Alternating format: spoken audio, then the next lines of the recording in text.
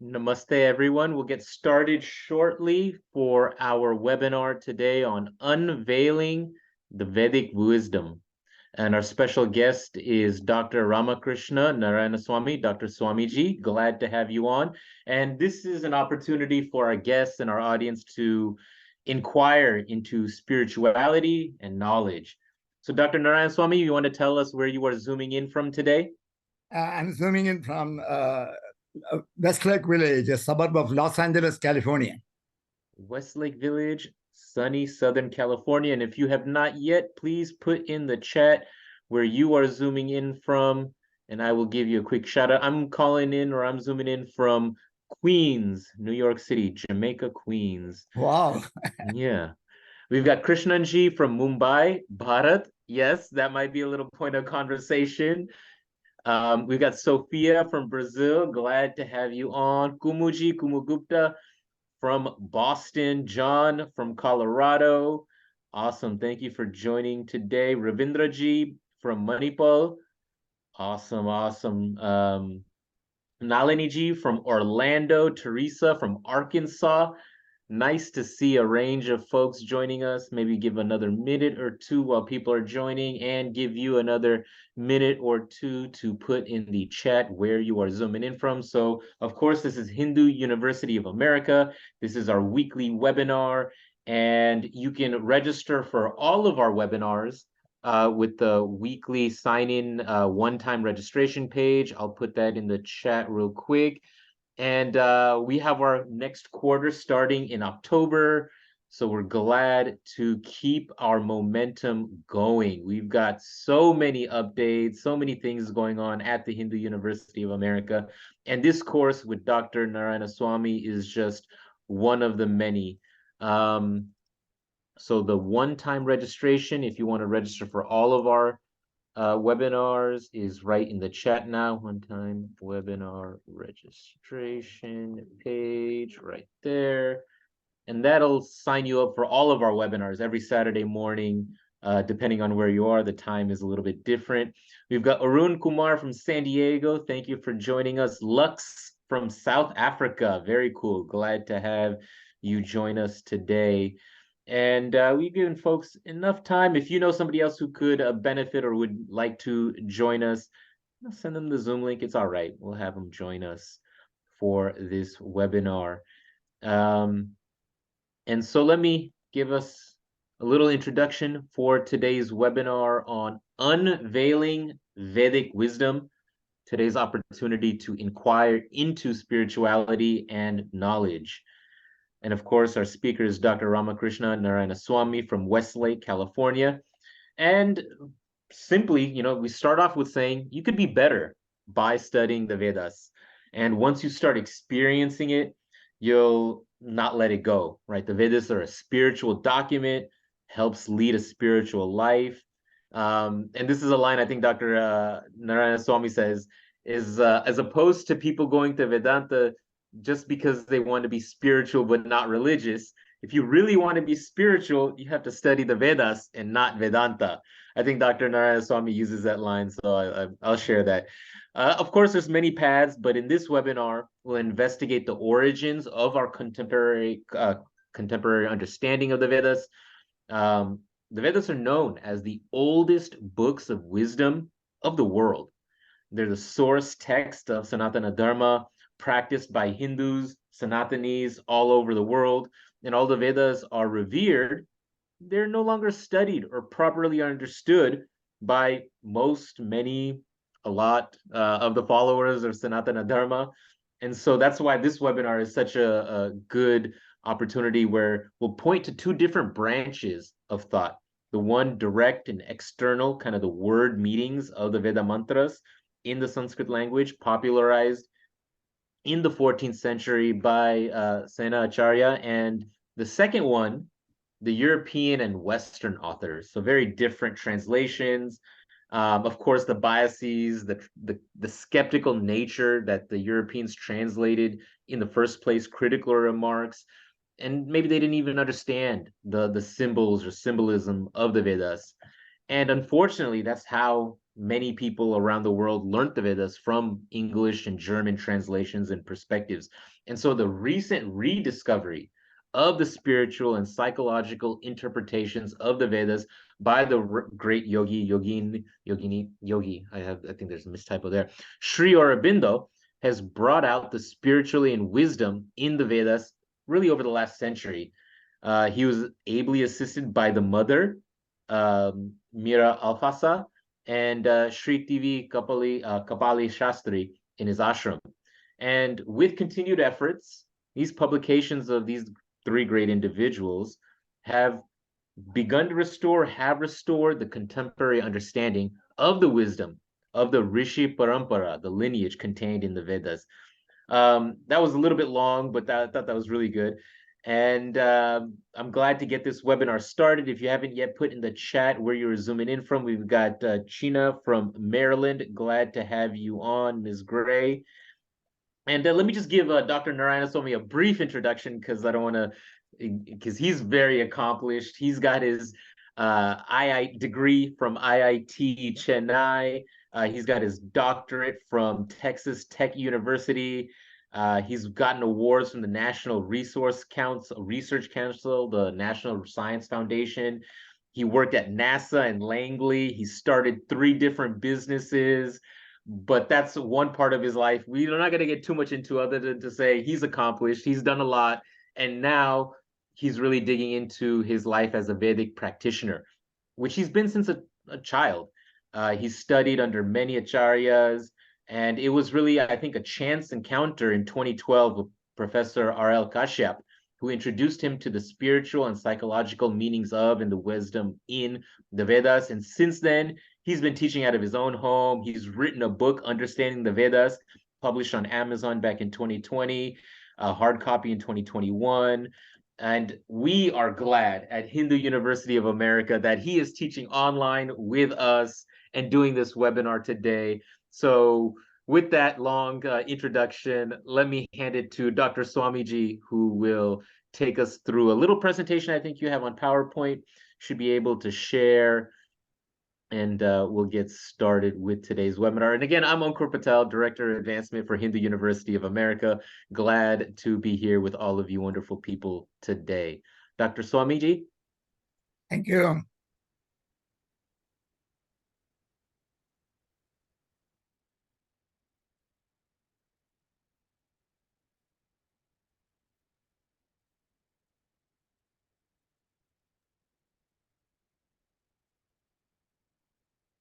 And if you haven't yet put in the chat, please put in the chat where you are zooming in from in your name. Ms. Gray, I'm sorry, I got it wrong, but Maryland represented, thank you. So what happened? I lost, am I still with you? Yeah, I can see you, but we're not seeing your screen yet. Yeah, okay.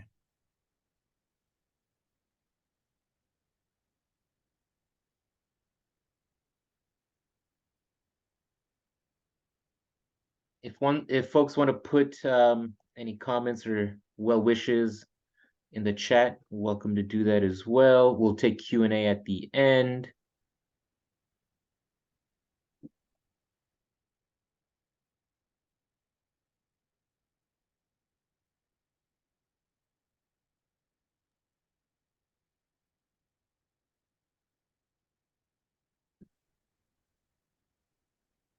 Dr. Swamiji, anything I can help you with? I cannot see you at all. I lost my thing. We lost our connection. No. Your connection is good. Maybe But, you just need to minimize and maximize the right screen, because when you get into share screen mode, it'll be a little. No. Oh, okay. Now let me get back.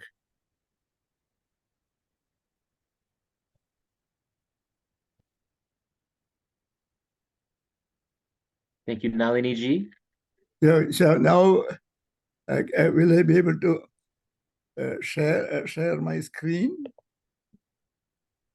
You should be able, but we still can't see. There we go. Yep. Okay. Now let me put it in the...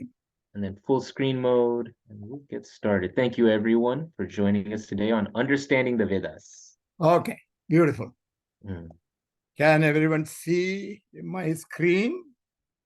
Yes. Okay. So, Angurji, thank you very much. That was an excellent summary. You are a very quick grasper of the key points that we discussed, and you have captured almost everything in the correct order. So, that saves me the introduction. And I will go straight away by saying, as Angurji pointed out, we are going to explore the spirituality and wisdom in the Vedas. Perhaps the title itself may appear strange to many people because the conventional messaging says otherwise. So we will try to understand all that.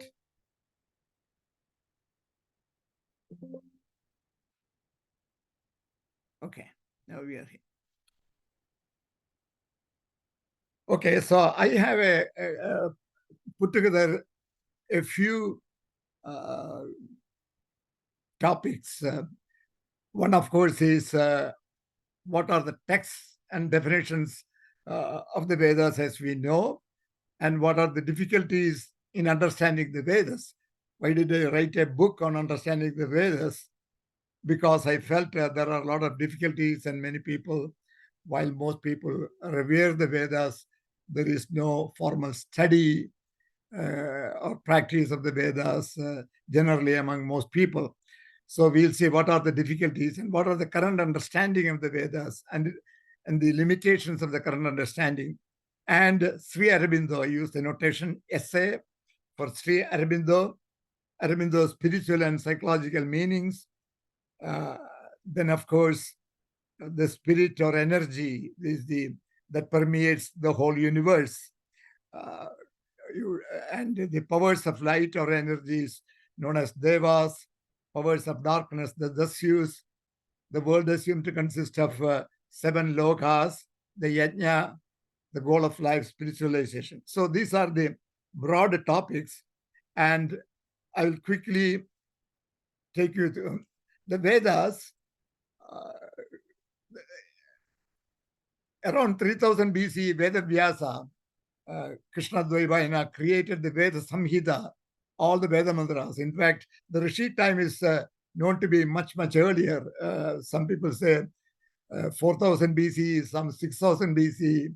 The Harappan civilization is now traced to 7000 BC. There are some scientific papers associated with that. Therefore, the peak may have been closer to 2600 BC and all that, but the starting of that is much, much earlier, and from that time onwards. But at the Rishi's period ended, then there were a lot of Veda mantras at various places. Veda Vyasa put them all together, a big Samhita. Then later on, he organized them into 4 Samhitas to make it easy for people to follow the Rig Veda, Yajurveda, Samaveda, and Atharva Veda. And all knowledge in Vedas were known mainly to Rishis. And after Rishi or Vedic period, new texts have to be developed. While the mantras remained, but the understanding of that were lost with the Rishis because there was no documented explanations of the Vedas. The Veda mantras are orally chanted. That alone was preserved through the generations, but there was no documents as such. So texts were developed. The Brahmanas were the first text to be developed, which had the meanings of yajnas, the spirituality and knowledge aspects, etc. And the Brahmanas.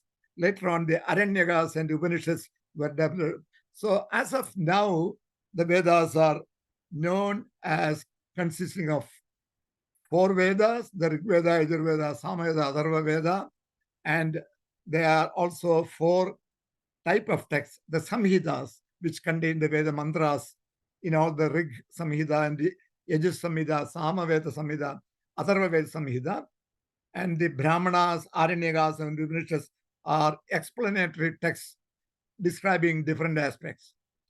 And what are the difficulties to understand the Vedas? Veda texts are in Sanskrit language. The old Sanskrit, not the current classical Sanskrit. Then Madhvacharya famously coined the word in 13th century. Madhvacharya, who is known as the proponent of the Dvaita philosophy, he is known for the Dvaita philosophy mostly, but he has done a lot of work on the Vedas and on Rigveda. And he said, Trayartho Sarva Vedeshu. All Veda mantras have three meanings. What are the three meanings? The Adi Devik. You can explain these Veda mantras in relation to the Devas. Adi Baudik in relation to the material or external word meanings. And the third is the Adhyatmic, the subtle or the inner meanings, which carry the deeper meanings and the essence. In addition, Vedas contain symbols and symbolisms. And many Sanskrit words are non-translatable into other languages. So, with these difficulties, most people who have not studied Sanskrit relied on English translations or publications of Vedas. The current understanding has grouped these texts as follows. The Samhitas and Brahmanas are classified as belonging to the Karma Kanda. The Aranyakas and Upanishads are considered to be grouped into Jnana Kanda. And the Bhagavad Gita, Upanishads, and Brahma Sutras are known as the Prasthanatrayi, or the three foundational texts of Jnana. The Vedas or Veda Samhitas are grouped as Karma Kandas and used only for karmas or rituals, and therefore considered as devoid of wisdom. So what are the meanings as used in the current Karma Kandas? The Jaimini published the Mimamsa Sutras, Dharma Mimamsa Sutras, Athado Dharma Jijnasa, that is the first of the sutras. There are over 1,000 sutras that he has put together. And the Mimamsakas, the followers of Jaimini in the 5th to 7th century CE, established that the correct chanting and the correct performance of the yajna will yield the phala, or the result for the yajna. The Sainacharya in the 14th century wrote a book, Vedartha Prakasha, Veda Artha Prakasha, the light on the meanings of the Veda, which is a word by word, direct or external word meanings of all Veda mantras. So the current way Veda is understood are through both these famous works. Jaimini's Dharma Mimamsa Sutras, which is later on configured as the Purva Mimamsa Sutras. It is really Dharma Mimamsa Sutras, and the Badarayanas Brahma Jijnasa, they call it as Jnana Mimamsa or Upanishads. So the Jaimini's Mimamsa Sutras, Dharma Mimamsa Sutras, presently known as Purva Mimamsa Sutras. So they are analogous to Adi Devik. I will not say they are Adi Devik, because the Mimamsakas say that you do not need God to give you phala. Once you do the correct chanting and correct performance of the yajna, it will automatically yield the phala. Just like any work that we do has its result. So the result of the correct chanting and correct performance would be the phala for that yajna. So we cannot equate it to Adi Devik, but it is analogous to Adi Devik, meaning the Sainas meanings are Adi Baudik in all Veda Paఠశాlas. All priests are trained in, and all Veda practice are currently done using these two aspects.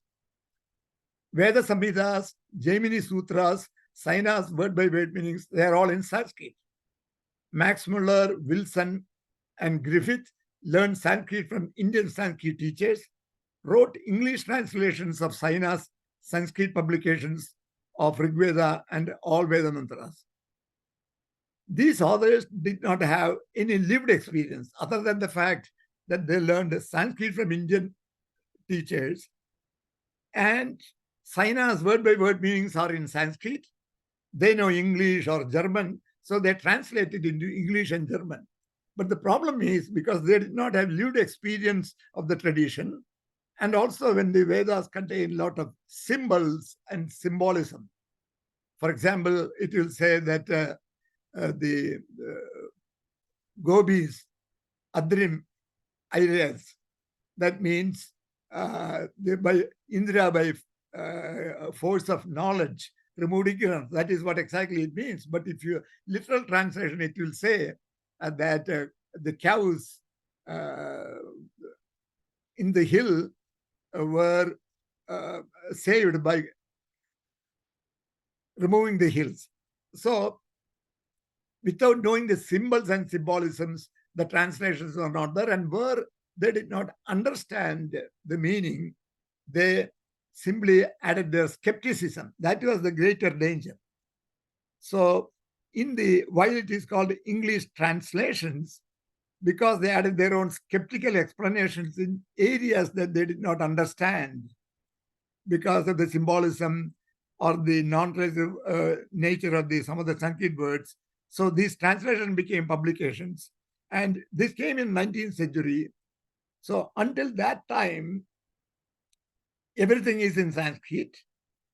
So those who do not know Sanskrit, all of them learned about Vedas from these publications of Max Muller. And there is a Max Muller Bhavan in Chennai, India, glorifying his contributions, even though he has not made a correct justice to the real meanings of the Vedas. And even if you go to Google now, some of the Veda mantras, you will get a Griffiths one, which all contain their skepticisms. And suddenly that ended up with most people what they understood.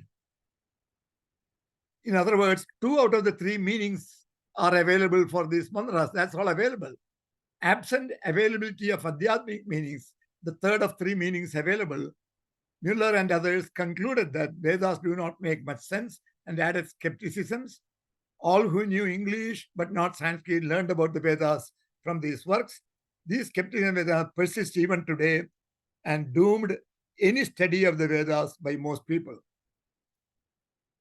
A recent rediscovery, when I say recent, it is over 100 years old, but compared to the thousands and thousands of standing of Vedas, 100 years is fairly recent. So Sri Aurobindo's vision and adhyatmic meanings, the third of 3 meanings, brought out the wisdom in the Vedas. In fact, from 1914, in his own publication, Arya, he started his own publication. He started explaining spiritual and psychological meanings for Vedas exist. And first it was by the great yogin that he is, by direct vision, he concluded it has spiritual and psychological meanings. And later on, he studied the Veda mantras, detailed study of the Veda mantras. And I am going to introduce that Sri Aurobindo's spiritual and psychological meanings. As Ankurji mentioned briefly, there was a T.V. Kapali Shastri, who is a Vedic scholar from childhood. He joined Sri Aurobindo and worked with him from the 1940s and all that. Aurobindo passed away in 1950. Kapali Shastri passed away in 1953. And their works would have remained as works, but for the contribution of another great saint-like figure who was a scholar in electrical engineering from Bangalore. He studied in the Institute of Science and then came to Harvard, got his PhD, and then became a tenured professor in Purdue. And while in Purdue, he met MPP Pandit, who was the disciple of Kapali Shastri and who was coming to US to give lectures about Aurobindo and Kapali Shastri. And Kashyap and Pandit met together, and Pandit introduced Kashyap to the contributions of Aurobindo and Kapali Shastri and the Pondicherry Ashram. And Kashyap, after retirement in 1999 from Purdue, went to Bangalore, set up Sakshi Sri Aurobindo Kapali Shastri Institute of Culture, and translated all the Veda mantras, Rigveda, Yajurveda, Samveda, Atharvaveda, in 26 volumes. And his contribution has to be equally rated very high, because but for his contribution, were all Veda mantras are available in Devanagari script and English transliteration and English meaning in 26 volumes, a gigantic contribution. And I had a chance meeting with this professor 10 years ago. And while I am a practitioner from since my childhood, when I was introduced to the Diksha and family Shiva Puja by my father, and I studied under other acharyas and self-study later on, I was all along inquiring, where is the wisdom in Vedas? Where is the wisdom? That led me to wisdom is in Vedanta. I studied Vedanta, I taught Vedanta, and still could not find where is the wisdom. I was searching, and I had a chance encounter with Kashyap, and within a half hour, I could, because of the deep inquiry I was already making in my practice, I was able to quickly grasp the essence of Aurobindo, which is what I am going to discuss in the next few slides. And Vedas declare the existence of Supreme Spirit, Purusha, in Purusha Sukta. Sahasrachirisha Purusha Sahasraksha Sahasrapad Sabhomim Vishwado Vrutva Atyadishtad Dashangulam. The meaning is Sahasrachirisha Purusha. They are picturing it as a Purusha, as a deity, because you have to give a human form for people to look at and all that, but they consider it's only a spirit. The Vedas call it only spirit. I'll tell you that. But the Purusha, you have thousands of heads, thousands of feet and all that. Sabhumim, you are completely covered the earth, and you still extend beyond. Of course, these are all languages that the symbolically being expressing. This is such a all-pervading spirit, and there is only spirit that has entered everything in this universe. And Purusha, supreme spirit, is immanent and transcendental. There is only the Purusha or the spirit. Vedas call it Tad Egam. That one, there is no name. In fact, later on you will find that it is this Tad Egam, or that one, or Ekam Sat, one reality, Sa Ekaha. There are so many references to Tadegam, Ekam Sat, Sa Ekaha, one. There is only a spirit. And the one becomes many by entering in each. Thus, the manifestation consists of many. Vedas give equal importance to the one and the many. Tadegam or Ekam Sat in many mantras, and assisted by Devas. And the Vedas use the word Deva. Deva come from the Sanskrit word Div. The root word is Div, means to shine. So Devas are powers of light. And in these English translations of Max Muller, Wilson, and Griffiths, Devas are translated as gods. The theological god of the Western theology and all that. So suddenly, what is considered as the spirit, the energies that is all pervading in the universe, that is what the Vedas refer by Devas. And there are names that we will see usually. And Devas by name, Agni, Indra, they are all given nature. They are all associated with the nature powers. Also, Agni, you will associate with the fire. Indra is associated with the cloud or water, and rain, he is rainmaker. So many terms, but they are all cosmic powers. They are supra-physical with consciousness, power. So they can, because they have consciousness and power, the world is a self-aware universe. There are many physicists who have written books, the self-aware universe. So that energy that physics talks about, that is what the Vedas talk about as the Ekam Sat, Sa Ekaha, Ekam Tadegam, which later on in the Upanishads became the Brahman. We'll come back to that later. Along with the Devas, so the Vedic translation of Deva into God and trying to relate it to, since all these authors have grown up in the Western theology and all that, they are trying to see the similarities and all that, but they never caught that Devas are supra-physical beings. They can be anywhere, it is all pervading the spirit, and they can provide their consciousness and psychological power and the energy to those inviting them. That is the direction the Veda rishis wanted to explain the Vedas, and that is how Aurobindo has explained. Along with the Devas, there are dasyus or powers of darkness, named Vritra, Vala, and Pani, discussed in the Vedas. They prevent the energies from reaching human beings. You may ask, why should there be powers of darkness? We will see it a little bit later. And there are symbolic battles between Devas and Dasyus. Now, just to show the Vedas itself contain most statements from the Upanishads. I have written chapter 5 of my book, Understanding the Vedas, where I have shown many Upanishad mantras originating from Vedas. Now I want to show you one mantra here. I said the first mantra of Purusha Sukta is Sahasra Purusha Sahasraksha Sahasrapad Sabhomim Vishwado Vritva Atyadishtad Deshangulam.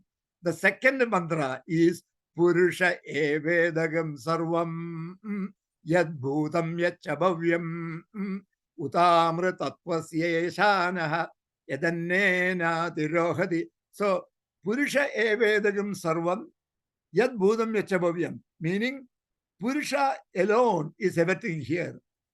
Whatever occurred, Yad Bhutam, whatever occurred in the past, Yachabhavyam, what is going to occur in the future, and what presently happens, everything is Purusha. Everything is pervaded by the Spirit. That is what there are 16 verses in Purusha. I chanted the first and second verse up.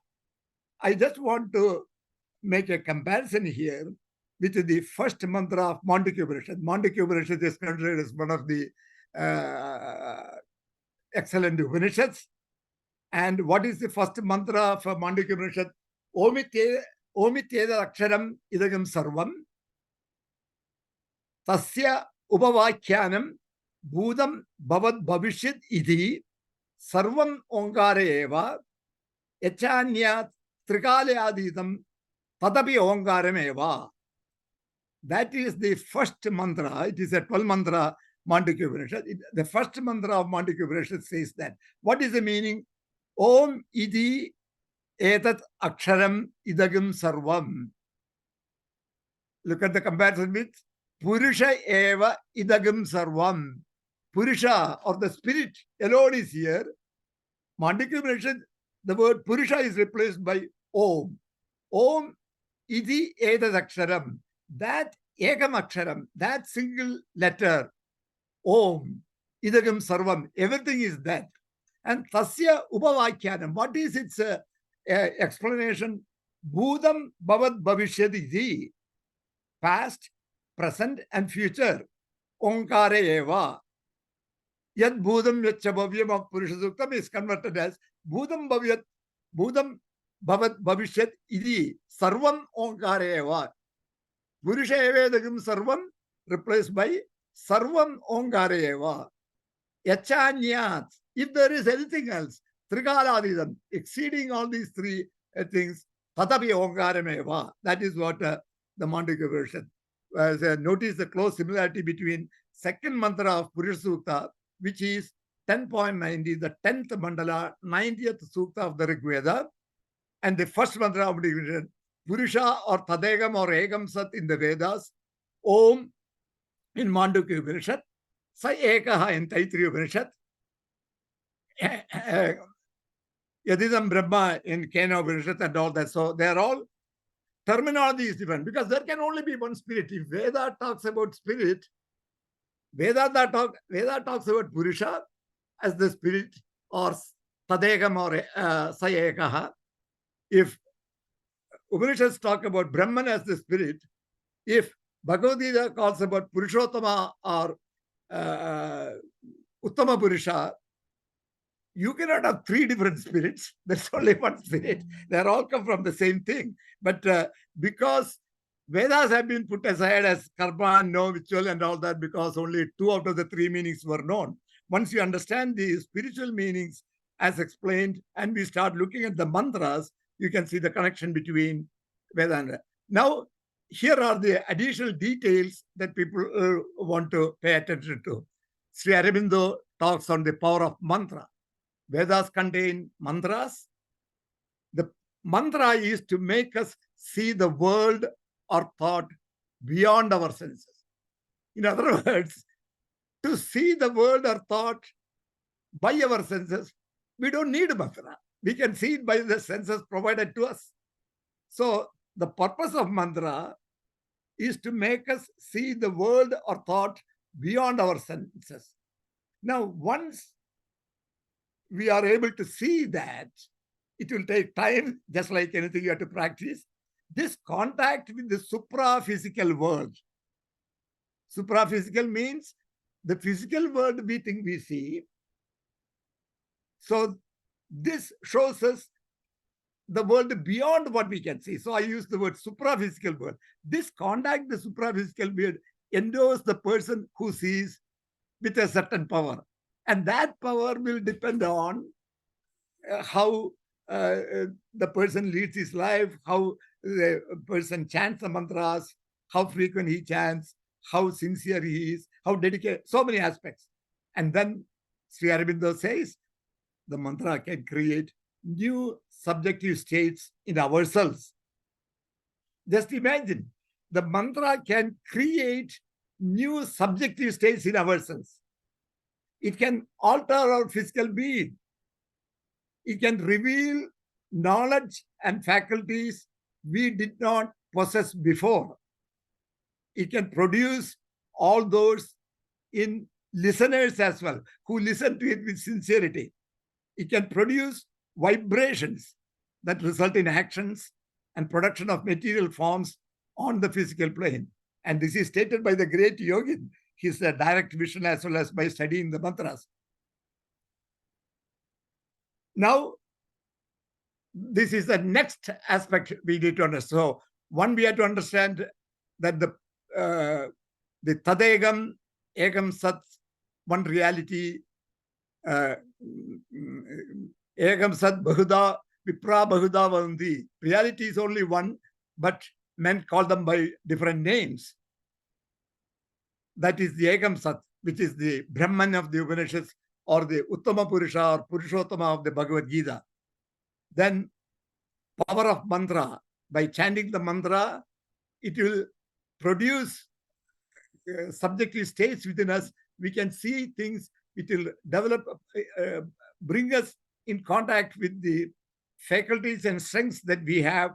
All those are stated by Aurobindo. Then Aurobindo says the greatest power of Vedic teaching is to the inner life of human beings. Human beings live in the physical cosmos subject to death and falsehood. Anurtasya bhure, Anurdam. Ritam is the truth and the satyam. Anurdam is falsehood. And we are subject to Anurtasya bhure, Rigveda 7th mandala, 60th mantra. How to rise beyond this death? They must turn from falsehood to truth. They must turn to the light, to the devas. Deva, div, to shine. Devas, power of light.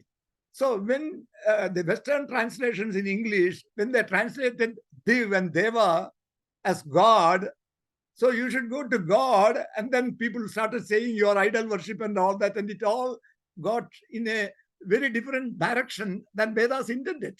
Vedas only says that, hey, we are living in a world of falsehood. We must turn from this falsehood to the truth. Falsehood is considered as darkness. Truth is considered towards light, right? Tamasoma Jyotirgamaya. Lead me from tamas, from darkness, to Jyoti, to light. Battle and conquer the powers of darkness. So we must battle. There are powers of darkness within us, the dasyus. How to do the above? By communion with the divine powers, with their help. Divine powers, they are devas. So we must communicate with the devas. What is the means of communication? The mantras, the Veda mantras. Listen or chant. How to communicate? This is the secret of the Vedic mystics. rishis, and perhaps the secret of the Vedas. What is that secret? The symbols of the outer yajna that has been discarded as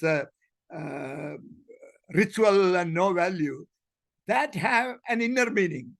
What is this inner meaning? It is a calling of the devas into the human being, a connecting yajna, an intimate interchange, a mutual aid, a communion. And this is what Bhagavad Gita says. Devan bhavayatanena te devaha bhagavandava parasparam bhavayantaha sraya paramavapsyasi. Bhagavad Gita chapter 3, verse 11. So it is all what Veda says is made into simple language in Gita. So we can connect with that. I have more to cover, so I am going to rush through some of them. The Devas are the guardians and increases of truth, powers of the immortal. Way to immortality is the upward way of the Devas, the way of truth, a journey, an ascent into the law of truth. Ritasya patyaha. Human beings arrive at Iman by breaking past physical self and mental and psychic nature into highest plane of supreme truth, the native seat of the triple infinite. Okay, now I am going to skip that. So how do humans achieve realizable divinity? By spiritualizing or divinizing life. How to spiritualize? By inviting the devas to the inner beings. How to invite the devas? By chanting the Veda mantras, by participating in yajna. In both cases, devas are invited. Devas accept such invitation by placing an emanation of their power in the subtle body of the chanter.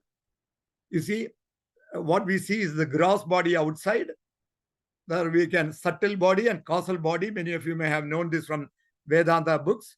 By continual chanting of mantras or listening to mantras and jazz, you can establish the subtle body. The emanation will come of the Deva, and the emanation grows, and full power of Deva. What are these power? Each of the Devas have specific psychological powers. And each of these is also supreme, because supreme permeates everything.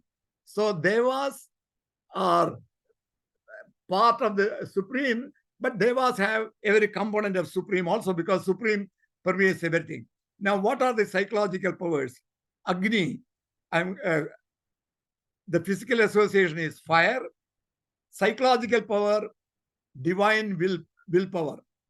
Psychological power in words, aspiration in willpower, strength, happiness, calmness, audition, and vision. So without willpower, we cannot achieve anything in life.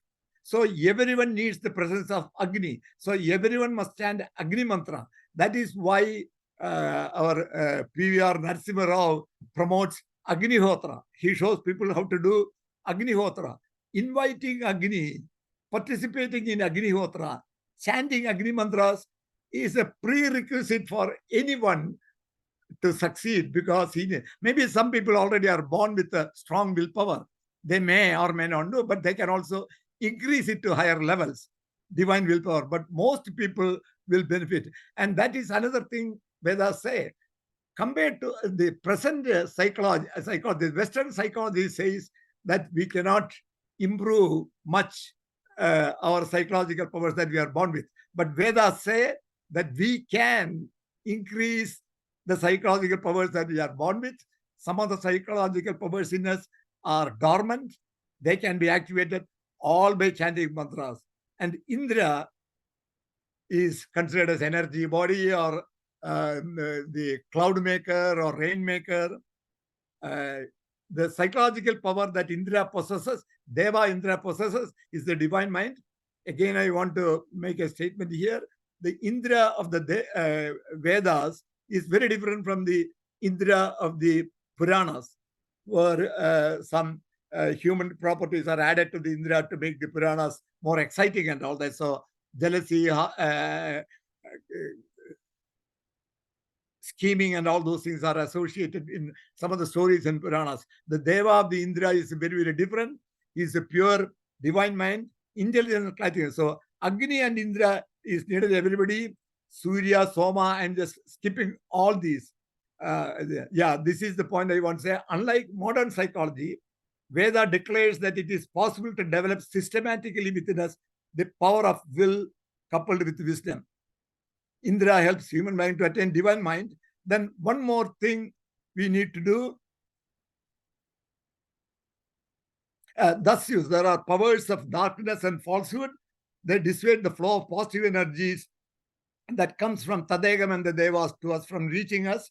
We can visualize these powers of darkness as the Shadribus, the 6 negative traits that we all possess: Kama, Krodha, Lobha, Moha, Mada, Matsarya, desire, anger, greed, delusion, pride, jealousy. All those things we have that. They are the dasyus. Now, if we try by ourselves to remove these, we can sit in a corner and say, hey, I want to remove my anger. I want to remove my anger. And next time you come out of that, whenever things go your way, you won't be angry. But the moment when I say you, I include me also. The moment things go not as expected, then we snap. So the only way we are able to get rid of these dasyus is these devas. In Rigveda, there are symbolic battles between devas and dasyus. The powers of light, devas, will fight the powers of darkness. As we all know, when the light comes, the darkness have to disappear. So that itself is enough to say that if we want to remove the darkness in us, if we want to remove the Shadribus in us, we must invite the devas. Now, I want to move past. And the other thing is Prithivya Saptadamabihi.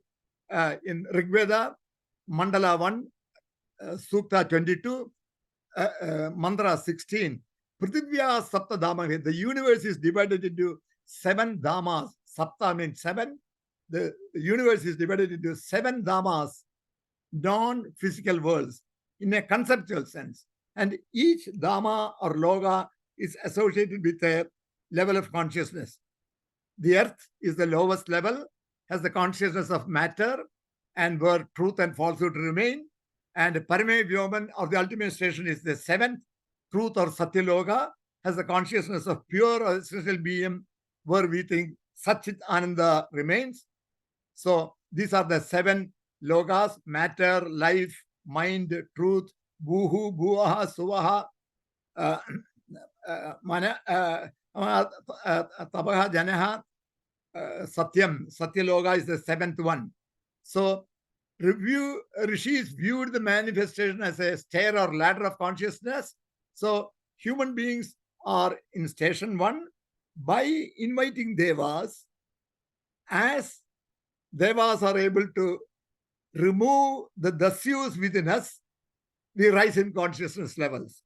From 1, we go to the 2. And even with a slight rise in consciousness, even if we did not go to level 2, even in level 1, if we are some of our negative traits are go, then our consciousness level rises. So we are able to see the task at hand much better.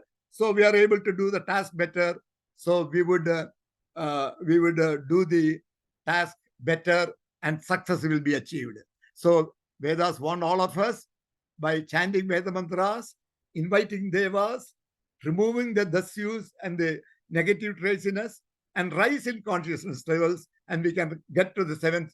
The goal is to rise in consciousness levels and reach the 7th and attain immortality.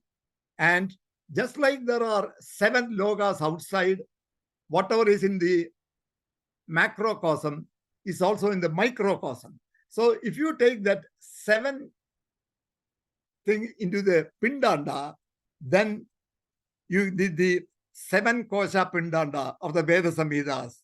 You see the gross matter, the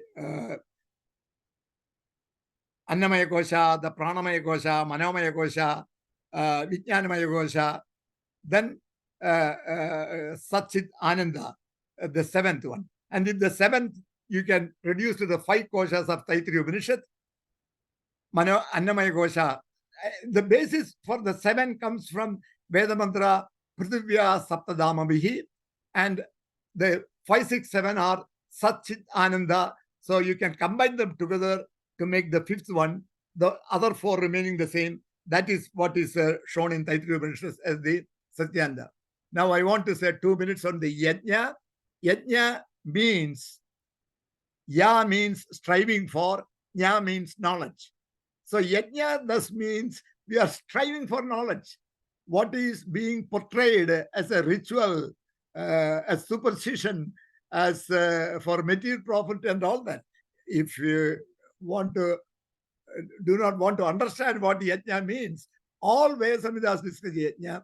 Yajna is a sequence of sacred actions undertaken jointly by husband and wife, Yajamana and Yajamana Patni, to invoke the presence of supra-physical cosmic forces in their life.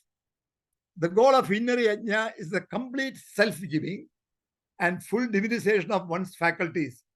Performer and all participants who seek such divine help will be divinized. They are to give their joy or bliss by such performance, the Somarasa, to the gods. And Sri Aurobindo says, the object of the sacrifice is to win the higher or divine being, possess with it, and make the lower or human existence subject to the law and truth of the higher divine being. Only if we invite the devas by chanting the Veda mantras or listening to the Veda mantras, then all these becomes easy. Inner yajna, the soul of Yajamana performs. The outer yajna, the priest performs. Jataragni, the fire inside, is the Vedi, but we create an external fire Vedi. Mortal possessions of body, prana, mind, and mental offered to be divinized in the inner yajna. Offerings of ghee, rice cakes, and other external offerings are made. Mantras chanted by Yajamana and understanding the meanings, the priest chant the mantras. These are some divinization. The goal of inner yajna is divinization.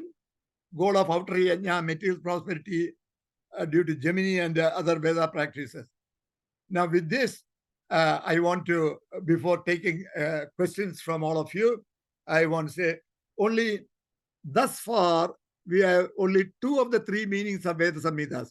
Jaimini's Dharma Mimamsa Sutras, the Adi Deivik, analogous to Adi Deivik, I wouldn't say exactly Adi Deivik, and Saina's external word meanings are Adi Baudik, are presently understood, and hence the erroneous messaging that Vedas are suited only for karma.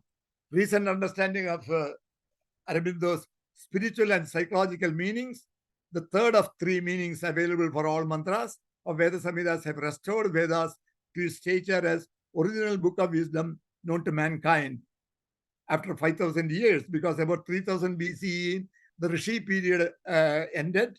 So from 3000 BCE to our 21st century, we have lost that knowledge for about 5,000 years. Even though it is known to those rishis and those who were chanting and their disciples and all that, but there was no documented book.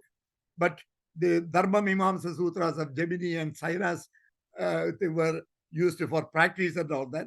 And this also helps, this Adhyatmic meaning understanding of Vedas also helps us to better understand the purpose of karma, yajna, puja, worship aspects. All 3 meanings are valid and useful for different levels of practitioners. There are some people who are so difficult to make both ends meet. They go and seek some material, give me better thing, give me a better job, give my son a better job, a better education. So that also you will get, but you are settling for less by in these yajnas by not inviting the devas and trying to divinize yourself. But if you ask for the simple material benefits, you will get that also, but you are settling for less, I would say. But it has a validity, and we should not condemn that. All people are not at the same level in society, and different people have different requirements. The study and practice of Veda will help people to spiritualize their lives and perform tasks with greater perfection, which contributes to their success. In fact, without knowing any of these, from the age of 11, I was practicing Vedas, and most of the time, whatever I was looking for, I used to go step by step from growing up in a small town in Kerala in India. I didn't grow up in Chennai or Bangalore or Bombay or Haryana or Delhi. I grew up in a small town in Kerala, and Trivandrum Engineering College, Chennai Madras IIT, Texas Tech. I was a NASA scientist. All these stages, I attribute that. Of course, I was also bright in studies, but there are so many other bright people also. How I see. So I myself question, maybe it is all the Vedas and the powers of Devas did help me in my life. So I want to conclude with that. With will help the study and understanding.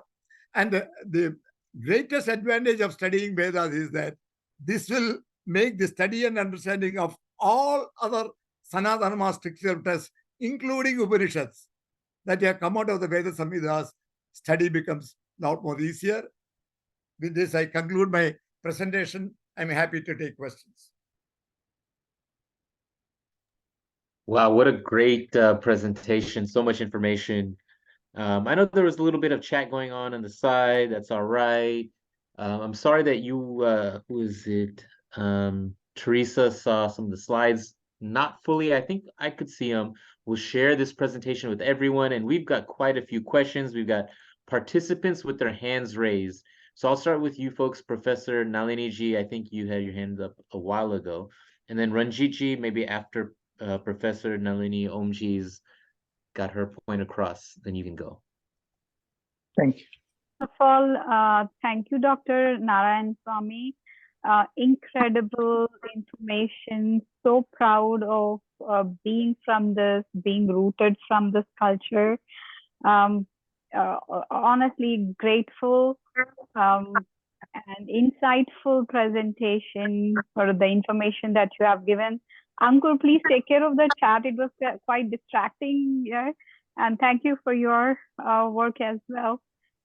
Coming to the questions, Dr. Swami, this is my first question. What I read, coming to the origin of Vedas, is that Vedas were transmitted to humans orally, and Veda Vyasa dictated them to Lord Vinayaka. So would you mind shedding some light on the origin of these Vedas? Okay, because the very... okay, yes, yes. The Vedas are considered Shrutis and revelations. And the revelations are that the Vedas are always present everywhere. And if you practice meditation, and in meditation you reach super conscious states, then your Anta Samudra, inner levels, deeper inner levels, and the external presence where the Satyaloka level presence, there is a connection between them, and they are able to see or hear. The rishis are known as mantra drashtas or mantra srotas. Shruti, it is called, they heard this, and they will blurt out, and that blurting out will be noted down by their disciples. And after rishis come out of the superconscious state, they check for them, and if there is not proper rhyme or rhythmic, somebody is not there, they drop some and they preserve. So, and they taught these mantras to their disciples. So it was orally maintained by this. So it was all revealed to the rishis.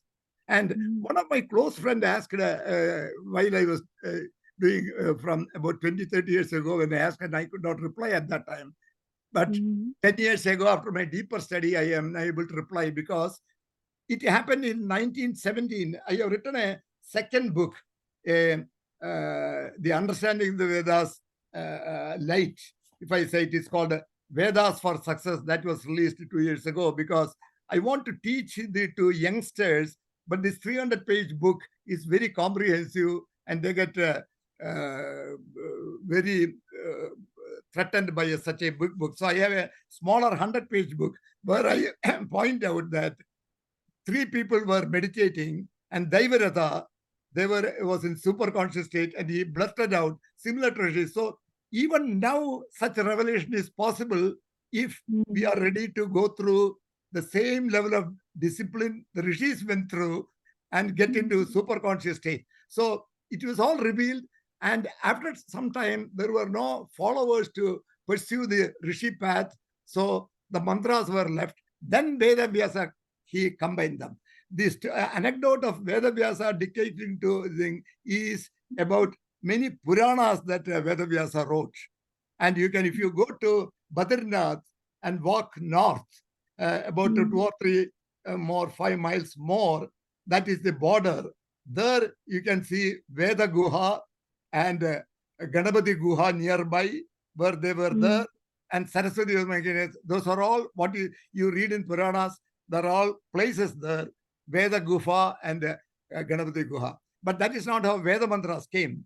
Veda mantras are, according to many, our acharyas believe, Veda mantras existed always. Yasya Nishwasidam Vedaha, whose breathing is the Vedas. So the spirit is there, the breathing is there. So Vedas is always present. Those who hear it, who do the meditation, hear it. And this revelation is very different from the Semitic revelation, where it was written in a scroll somewhere and top. That is not the revelation that we are talking about. This anybody can even hear if you are willing to undergo the lifestyle of a rishi. That's nicely said and put together, Dr. Swami. So it is Brahman, and it is always there. It's the space and the universe, and it is filled with that. It is made of that. Oh, beautiful. Thank you. Thank you so much. Ankur, may I ask another question, please? Yeah, okay, go ahead. Please make it quick. I appreciate it. Thank you. Okay, Dr. Swami, I have another question. I'm a follower of Yoga Sutras, and I ardently follow yoga and scriptures as well. So this morning I was reading Yoga Sutra 119, which said, Bhava Pratyayo Videha Prakruti Layanam, means demigod. When demigods, the way they are made, they already have asampragnata samadhi by birth. They're already in samadhi. And what I read from a little bit of Vedas translation, I'm able to read or cover so far. What I have seen is it is full of mantras. And as you said, inviting the devas and their psychological powers. It is full of those mantras. It is not, Vedas are not any philosophy telling us this is right, that is right, this is spirituality, this is what you are supposed to do. They are there in other scriptures. Would you mind saying something about this? What exactly is Vedas? What knowledge does it contain? Yes. I chanted 2 mantras in Purusha Sutta. Sahasra Shirsha Purusha Sahasraksha Sahasravad Sabhomim Vishnudo Vrutva Atyadishtad Dashangulam. This is the first mantra. The second mantra is Purusha Evedagam Sarvam. That means first says the Purusha is by spread all over earth, and he still extends beyond. That means it has permeated the whole universe. That's what the first mantra says. Second mantra says Purusha Evedagam Sarvam. Purusha Eva Idagam. Everything here is permeated by that Purusha, by that spirit. Yad Budam Yatchabhavyam. So this is I totally agree. I said Samhidas, Veda Samhidas contain only mantras. And it is our inability to understand the mantras. And mantras have 3 meanings. That is what I was saying in this one. Only 2 of the 3 ways of understanding is only said. So the external meaning. So you can get different meanings. Like I will tell you another mantra. Apo va idagam sarvam. Apa means water. Apo va idagam sarvam, water. But apa has a adhyatmic meaning as energy. If you take Apo va idagam sarvam and Vishwa Bhutani Abaha, Vishwa Bhutani, all the Bhutani, all the living beings are water. That doesn't make sense. Some of them you try to twist and turn and explain. But simply Apa, the external meaning of water or Devic meaning, if you remove that and go to the Adhyatmic meaning, and similarly Go means cow, the 4-legged cow. That is the simple Sanskrit, external meaning. But Go has a ray of knowledge. For example, some people name their daughter as Gomati. They don't, Mati means mind or intellect. So when a parent names his daughter Gomati, he is not asking for cow mind. If you say put go as cow, that's the only meaning you're willing to take. That is the only direct meaning, external meaning. Go means the four-legged animal cow. Gomati, Mati means intellect. So a father wants to name his daughter, hey, I want my daughter to have the cow intellect. No, go is a ray of knowledge. Let my daughter has the mind and intellect of knowledge. That is the name of Gomati. So many things, So I don't want to. I can go on spending for the next 30 minutes to answer your question, but these two is adequate. And let's take Ankur if there are any. Yeah, there's quite a few, but that was great. I love the back and forth, the engagement, the levels of understanding that come out of it, and that's what Hindu University of America is about. That's what the courses are about. So thank you for that, Professor Nalini Omji. We have. I just want to say one last thing. Thank you and Dhanyavadam, Namaskaram, Dr. Suti. Thank you. Thank you, Ankurji. Yeah, we got Ranjitji next. Yes. Thank you very much, Ankurji. My name is Ranjit Chandavle. And thank you very much, Dr. Narayan Swamiji. It was a very, very nice presentation. I really liked it. So actually, I just have one question. As Sri Aurobindo has also appreciated the work on Vedas by the Arya Samaj founder Swami Dayanand Saraswati. So what are your views on Maharshi Dayanand Saraswati's interpretation on Vedas and his two books, especially Rigvedadi Bhashya Bhumika and the books written by the followers of Maharshi Dayanand Saraswati? They are all very excellent. I have nothing against that, but I am a follower of Kashyap. There may be slight differences, but Dayanand is a great exponent and not in the light of Sainacharya at all. Sainacharya, knowing that Madhvacharya 1 century earlier had said that it has Adhyatmic meanings, Sainacharya said knowingly, because he was of the Sringeri Math and follower of the ritualistic tradition, so he wanted to concentrate on the external meanings, and all the mathas are following Sainacharya. But Dayananda Saraswati is a great work. I have not studied in detail, but Dayananda Saraswati's work is one of the other work that I would recommend. But I would always recommend Kashyap because I have worked closely with him for 10 years. I have studied most of his publications, and through him I have studied Aurobindo's publications, Secret of Veda, so many of them. So I follow the Aurobindo, Kabali Shastri, Kashyap, the three lineage, and I want to promote their works. Yes, but thank you. Dayananda Saraswati is a very excellent. Yes, because I have read his book Bankim Dayanand and Tilak, and he has appreciated work of Swami Dayananda Saraswati. So Dayananda Saraswati is one of the great exponent of Vedas, but I don't know whether he has done all the 27. No, he couldn't complete. Actually, he was, as you know, he was assassinated. So unfortunately, no, I know all that. So that is where, if you go to professors at Sakshi in Bangalore, I am a member and I am promoting that also, because my whole this thing is ever since, even from the childhood onwards, I see the benefits of the Vedic chanting, but without attributing it to that. Everyone was asking, hey, you are a scientist, then why are you chanting these rituals? Then I said, I'm chanting because I'm a scientist. I understand that now. Hey, the doors seem to be open wherever I go. I'm not saying that I have a direct line, but this may be due to that. I don't know. I was also bright in my school. Please don't misunderstand that just by chanting Veda, you get to NASA. No, you have got to do those requirements too. But that alone is inadequate. There are so many PhDs, and a few get to the opportunity to become NASA scientists, right? So in the same manner, I'm just saying, and then later on, so a Veda practitioner all through my life, then I found out when I was searching what is the wisdom. I studied Upanishads. Everybody said that is for jnana. Then I taught Upanishads, the Upanishads, and I did not see what I see as the wisdom. But this is a path. So this Veda is a guidebook. So that is why I have written a second book, Vedas for Success. Please, those of you who can afford, buy and give it to some students who are unable to buy. Let them read that, that will help them. We'll include links to the books in the follow-up email. Ranjitji, thank you for that conversation. Even though Dr. Narayana Swami knew some of that stuff, I did not. So thank you for that.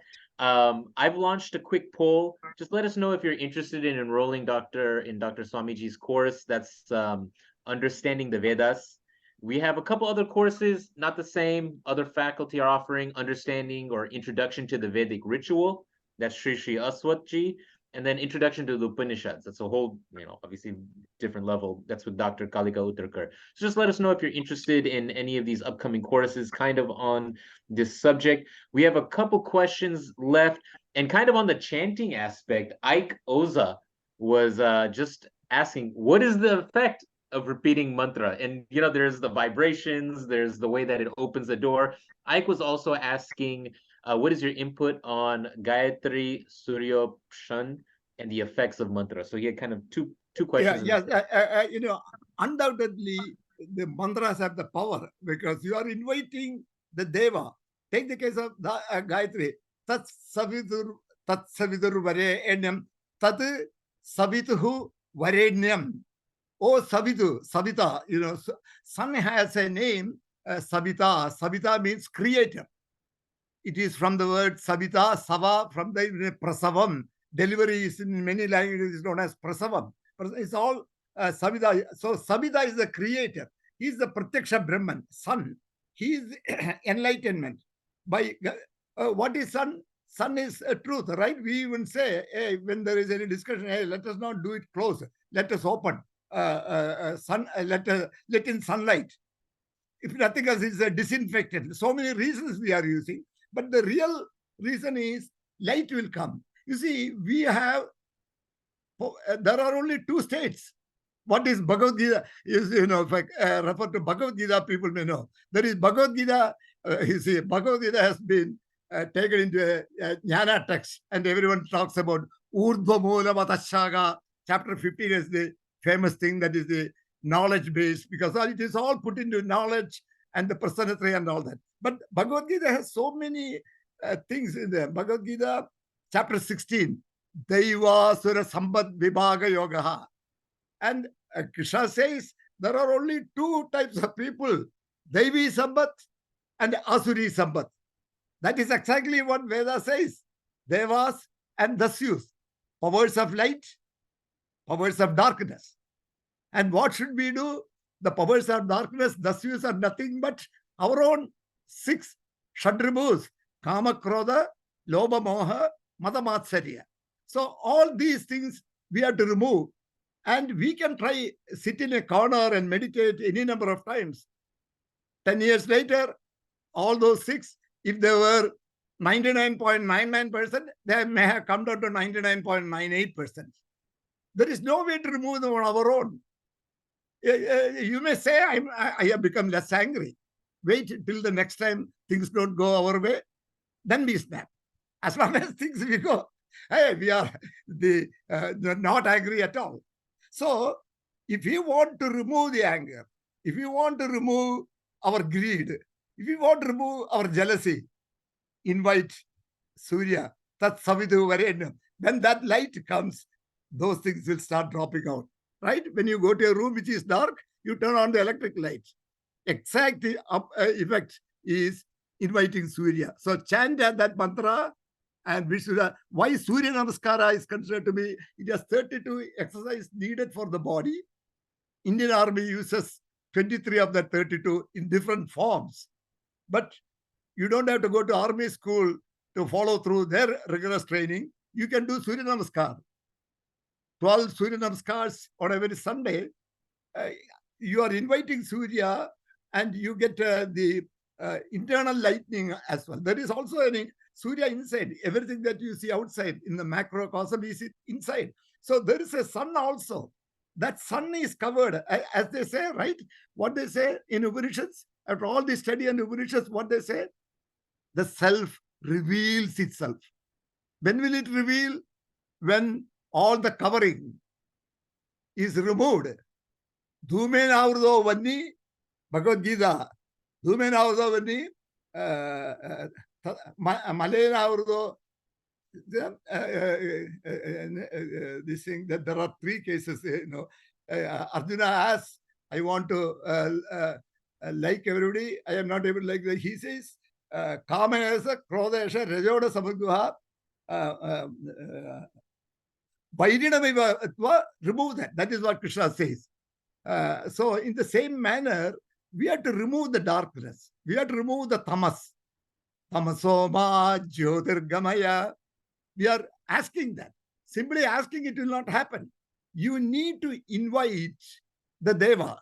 And you need to, and the Deva, that inviting Deva has to be coupled with a sattvic life.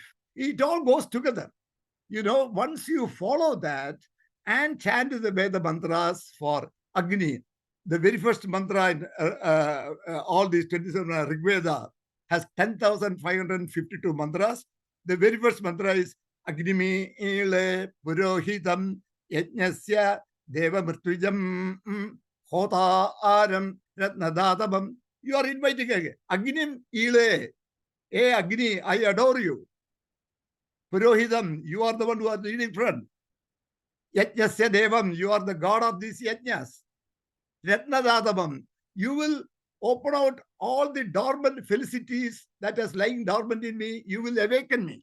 That is why Agnihotra is an important. That is why every Vedic function starts by having an Agni, Veda mantra. So it is all so deeply connected. So this chanting of the mantra and understanding in the right way, this will transform your study of all our scriptural texts, including Upanishads, Bhagavad Gita, everything. It will transform you. Great. Thank you for that. We have a couple questions from Sophia, kind of on language, right? Which translations do you recommend?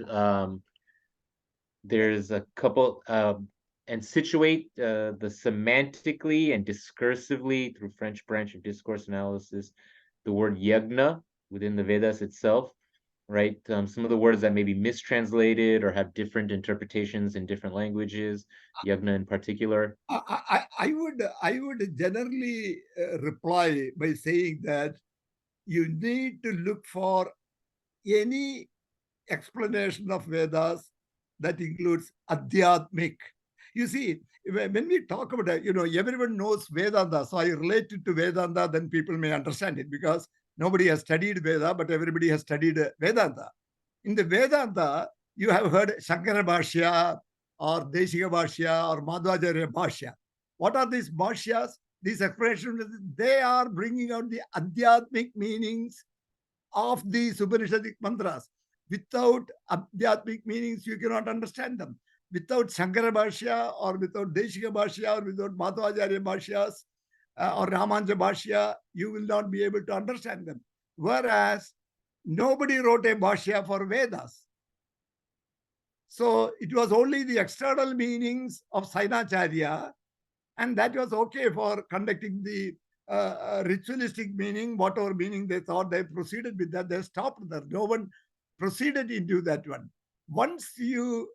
So to answer this question, any Vedic translation that utilizes the Adhyatmic meanings, not the Adi Deivik or the Adi Baudik explanations, that will put you in that doesn't make sense.